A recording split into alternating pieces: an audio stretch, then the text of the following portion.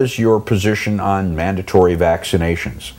And because I was a very new candidate, I hadn't learned how to couch my answers diplomatically. As an engineer, under moments of stress, I still blurted out the truth. And my answer to the question was, you bring the syringe, I'll bring my .45, and we'll see who makes a bigger hole. Well, the Second Amendment is the right of the people to keep and bear arms, and that leaves them with the authority and the power to be the last say-so in fighting off tyrannical government. And the one thing that the Democrats and the liberals and a lot of people make a mistake about is that the first part of the Second Amendment, where it says a well-regulated militia being necessary for the security of a free state, comma, the right of the people to keep and bear arms shall not be infringed. Well, some people think that the reference to militia is talking about the Army or the National Guard. Well, there's two things wrong with that. The National Guard wasn't formed until 100 years later, and the Founding Fathers didn't even like the idea of a standing army. So they certainly weren't guaranteeing the right of soldiers to keep and bear arms. The discussion, they say, well, they never envisioned machine guns, and yet they did have weapons that were capable of firing multiple rounds at once. Back then, they were experimental, but they did exist. They knew about them. Personally, I think it's one of those balance issues, that if a person can engage their target. Well, the Second Amendment says the right to keep and bear arms. It doesn't specify what type of arms, and it doesn't specify pistols, shotguns, rifles, assault rifles, whatever. It says arms. So I think what you just described there, the fact that a populace should be able to defend itself from their government, if necessary, includes the right to have any sort of weapon that the federal government or any government has. I draw my line in the sand when I know beyond a shadow of a doubt, and I can feel it and see it, taste it, that my rights are being violated. That's when I take a stand. Would you be willing to be force vaccinated? No. Then would you be willing to go to a quarantine camp? No. What do you plan to do if they come knocking on your door? Well, you bring your syringe, I'll bring my 40.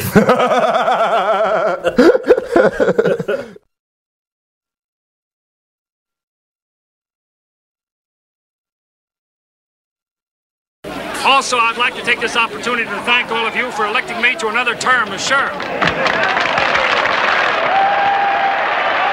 I want you to know that I appreciate it, and that I will continue to do my best to make this city and, well, to make this county a place where we can be proud to raise our children. The most powerful public servant in the county, who is the sheriff. The sheriff can kick the feds out of their county. The sheriff is the most powerful individual. But instead, they've been taught that they have no power. And in many states, they're getting rid of the sheriff or turning the sheriff into a creature of the state or a creature of the city. Cities are chartered by the state under the rules of the state and the county. So again, it's backwards. That the sheriffs in this country really take their job seriously in protecting and serving the people of their county. And yes, the best protection you can give your people, Sheriff, is protection from tyrants. And my question is, Sheriff, will you stand against tyranny? If you won't, then you're not doing your job. You can move out in the middle of the desert and get together with a couple hundred of your friends and found a city. You could hire your own police. You can go set up speed traps out on the highway and pull over unsuspecting families that are out there, driving by as tourists. But the minute you start violating the county laws and the state laws, you are involved in criminal activity. The cities are simply incorporations.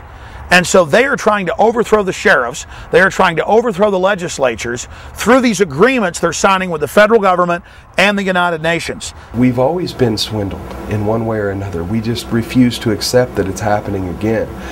We get trusting. And, between COINTELPRO, Project Megiddo, this is just another example of it with the Obama White House. A lot of people get confused. They think that communism is for the people. But if you study history in depth, you will learn that big central banks and powerful robber barons actually funded communism as a way to con the people back into serfdom, back into slavery. And if you look at the Communist Manifesto and compare it to the laws that the Federal Reserve has lobbied to be passed in the United States and also in Europe, it's identical.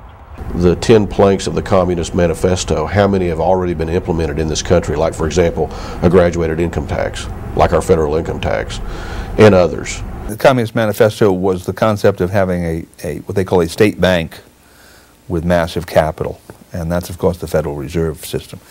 It's not entirely a state bank because it's tied in very closely with the private banking system. You have really a cartel structure there. But it's a state bank in the sense that it's a product of statute. Obviously, the Federal Reserve Act was passed in 1913. Those private bankers wouldn't have that authority if it weren't for that statute. Now, the other area that the Communist Manifesto, of course, was interested in was that it's developing now is this concept of all land was going to be owned by the state. Well, we're coming into that same type of relationship. The land is not all going to be owned by the state, but it's going to be owned by these huge agribusinesses, which are interlocked with the state, these huge agricultural corporations or cartels, which are interlocked with the state in the same way, in essence, that the Federal Reserve is interlocked with the state. So they have a lock over our food supply in the same way that the money people have a lock over our money and credit supply. Right? And it's the same structure. What they learned was the communist system of centralized bureaucracy doesn't work. You need to have centralized bureaucracy interrelated, interleaved, if you will, with quote-unquote private enterprise. Communism is an evil theory.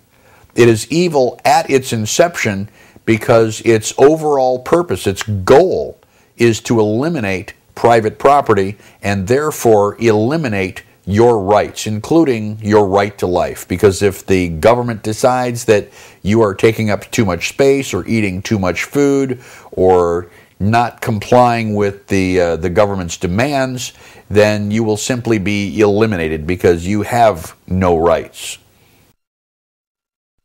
This is a very sophisticated, nuanced issue. The similarities between the Civil War in the 1860s between the North and the South and what's happening today with the Declaration of State Sovereignty. We have to be very careful. If you study the history of what happened then, this is on record, mainline history.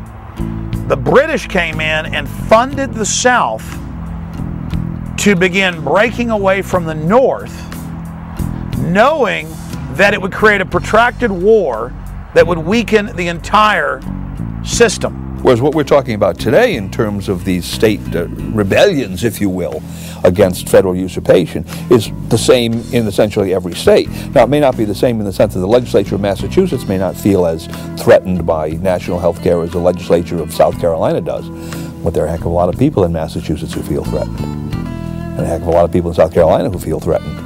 And eventually, if enough people in Massachusetts feel threatened, that legislature will change its tune. The people in Washington are making decisions that benefit themselves. The American people are beginning to realize that, and we are undergoing a second American Revolution. We're undergoing another change in the way that people think.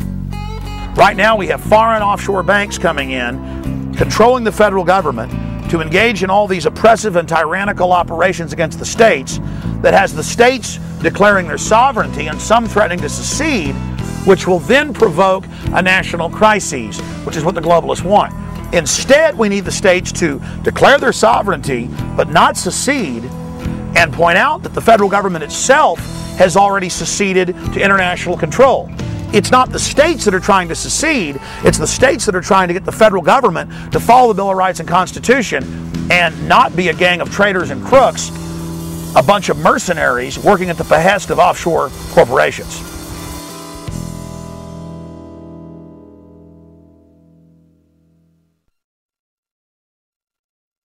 By order of the Chief of Police, clear this area, or you are subject to arrest.